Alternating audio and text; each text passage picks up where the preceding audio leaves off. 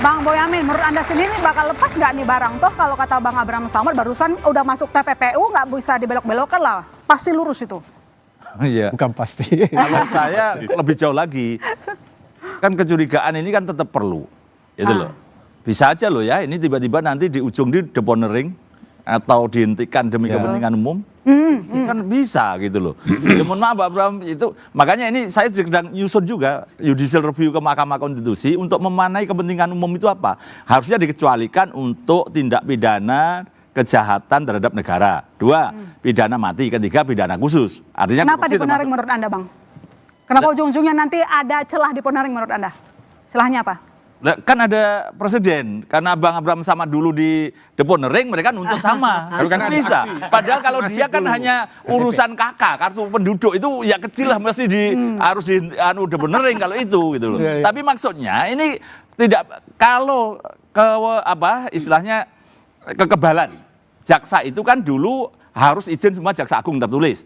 Nah kemarin 2025 juga sudah diuji dan dikabulkan. Dulu saya 2013 menguji itu ditolak karena memang niatnya saya membantu Pak Antasari Azhar. Bahwa kekebalan bahwa Pak Antasari diperiksa polisi tidak ada izin jaksa agung. Harusnya batal semuanya, kan gitu.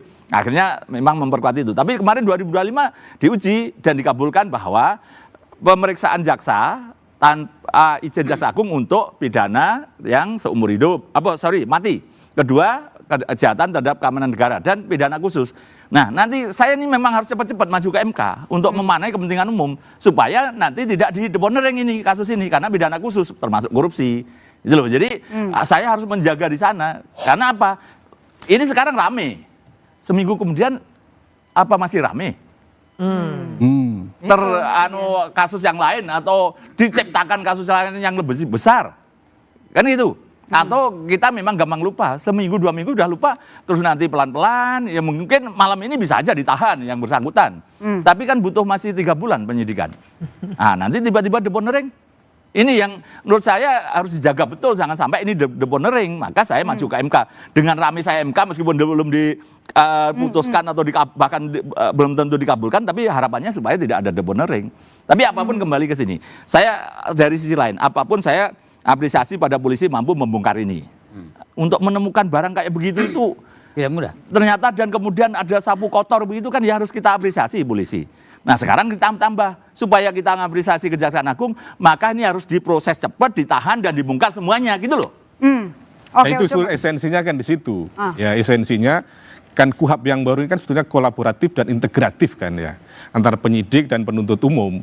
Jadi untuk itu bahwa keraguan-keraguan itu kita jawab dengan bagaimana efektivitas supervisi dari KPK dan pengawasan monitoring dari DPR. Jadi bahwa kalau sekarang pilihannya kan mau ditangani KPK tadi juga ragu kan.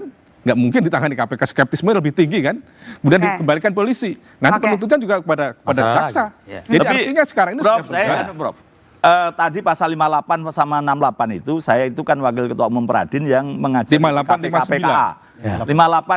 58 itu tentang koordinasi dalam penanganan perkara, bukan terus kemudian mengalihkan atau memindahkan. Iya, itu artinya jadi ada jangan doktrin. Terus kedua, yang tadi Asabri, salah satu pelapor dari Jiwasraya yang menuju Asabri, bukan dialihkan, bukan. Ya Kejaksaan Agung menyidik ulang, tidak ada pengalihan-pengalihan. Kemayoran juga begitu, polisi ya menyidik lagi berdasarkan ya, informasi. artinya ada proses koordinasi antara dua institusi tadi. Enggak, waktu itu juga tidak ada koordinasi. Akhirnya karena Asabri itu tidak bisa ditangani polisi, ya, tapi Kejaksaan Agung menangani karena terusannya gitu. Jiwasraya, Prof. Gitu. Oke, baik. Coba saya ke Bang Rey. Bang Rey, kalau dilihat dalam kasus ini banyak yang menyebut adanya pertarungan Doporos ataupun Godfather. Anda melihat hal demikian?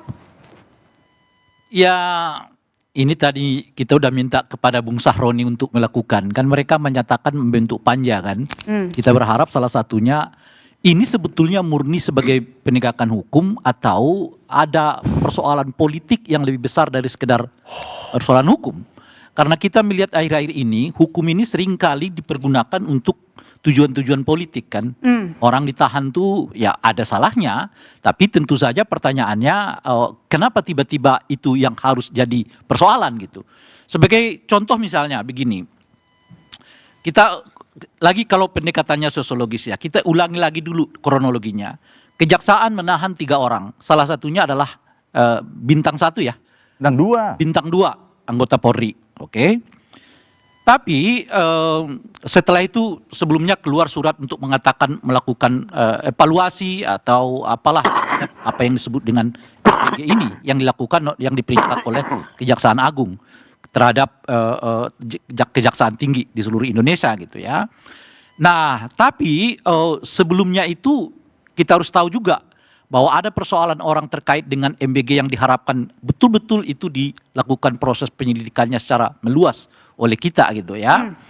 Nah, tiba-tiba FA tersangkakan oleh polisi. Oleh institusi polisi yang tergabung dalam apa yang disebut dengan Kortas Tipikor kan. Kita cek ulang kembali. Apa saja yang dilakukan oleh Kortas Tipikor ini sejak mereka dibentuk tahun 2024. Sejak era Pak Jokowi. Kortas Tipikor ini era Pak Jokowi ya, dibentuk ya. Benar. Sejak era Pak Jokowi dibentuk. Saya baca-baca, mungkin 1-2 kasus aja saya temukan. Kortas Tipikor itu yang tangani. Menarik kan secara sosiologis? Kortas Tipikor yang dibentuk oleh Pak Jokowi agak 2000. banyak, tapi mereka tidak terbiasa mempublikasikan. Saya nggak tahu. Ya, saya kan baca sesuai dengan yang saya tahu kan. Ya, pagar laut itu mereka itu. Saya tidak tahu, makanya saya baca dengan yang saya. Jadi sejak 2024 dibentuk oleh Pak Jokowi, ya kan, tiba-tiba muncul kasus yang besar dan menghebohkan, tapi juga dengan proses yang begini cepat yang dilakukan oleh Kortas Tipikor. Di luar itu, yang saya tuliskan 2 kalau masuk itu 3 kasus yang mereka tangani. Apa yang mau kita baca dari peristiwa ini? Lagi-lagi secara sosiologis loh ya, bukan secara hukum gitu. Apa yang mau kita katakan dari peristiwa ini gitu? Nah ini yang kalau Anda sebut tadi misalnya, ada nggak bobot politiknya? Saya sih melihat bobot politiknya gede banget nih.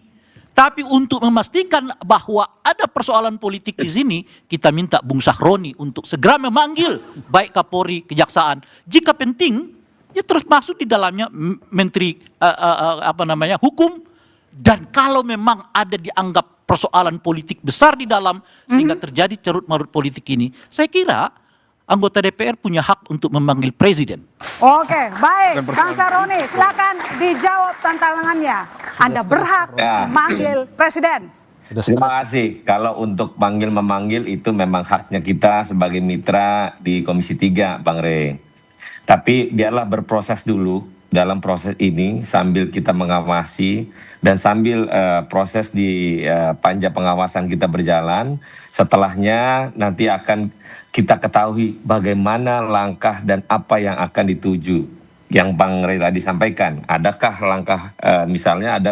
langkah politik yang besar yang mengarungi mereka ini atau tidak. Tapi yang kita harap sekarang ini adalah kita awasi sebegitu besarnya, karena kita akan DPR juga akan melaksanakan masa reses, tapi tidak luput kalau memang proses ini lambat, maka kita harus bergerak inisiatif untuk memanggil mereka, bertanya kepada mereka sampai di mana dan prosesnya apa yang berkelanjutan untuk dihadapkan kepada publik. Mungkin Bang Sahroni, jadi menurut Anda tadi disampaikan oleh Bang Rey, ini mengandung dimensi politik yang sangat kuat. Kemudian muncul liar isunya di publik bahwa ada adu kuat 2 Godfather.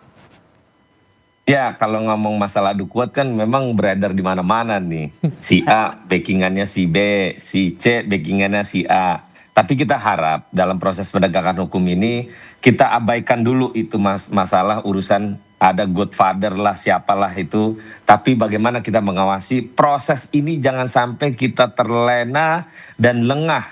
Kita pengen proses ini berakhir tanpa deponering yang tadi. Oke, coba Bang Edi, menurut Anda ini sebenarnya murni kasus hukum atau memang adu kuat 2 Godfather? Saya melihat bahwasannya ini adalah murni masalah hukum ya. Dan kalau misalnya ada yang mengkait-kaitkan antara ada masalah di MBG ya, kemudian dengan kasus, saya kira tidak ada masalahnya, tidak ada kaitannya. Kenapa demikian? Karena kemarin juga kita lihat Kapolri juga sampai sangat tegas ya, bahkan tidak mau mencampuri urusan yang dilakukan oleh kalau memang murni hukum, tapi tiba-tiba dialihkan dalam proses penyidikan ke kejaksaan. Kenapa? Itu yang menimbulkan pertanyaan di publik. Ya, ini kan tadi saya sampaikan bahwasannya ini semata-mata dilakukan kan untuk menjaga adanya konflik antar lembaga penegak hukum. Karena kalau ini dibiarkan, ini bisa berpengaruh sampai ke bawah. Yang suruh siapa, Bang? Ya, saya kira ini kan bagian daripada koordinasi ya antara dua pimpinan ya dalam hal ini ya. Dan kita harus memahami bahwasannya yang paling harus dijaga adalah jangan sampai ada namanya konflik antar penegak hukum. Ini berbahaya. Bisa dibayangkan nggak kalau sampai misalnya ada persoalan di atas kemudian sampai berpengaruh. Jadi kalau itu penegakan hukum nggak bisa disebut sebagai konflik. Konflik itu kalau mereka memperebutkan sesuatu yang tidak berdasarkan hukum. Makanya kan di kemarin sudah disampaikan bahwasanya untuk menghindari Misalnya persepsi. begini Bung Edi ya. Oke, nanti kita lanjutkan ya, Bang, tetap di Bola Liar.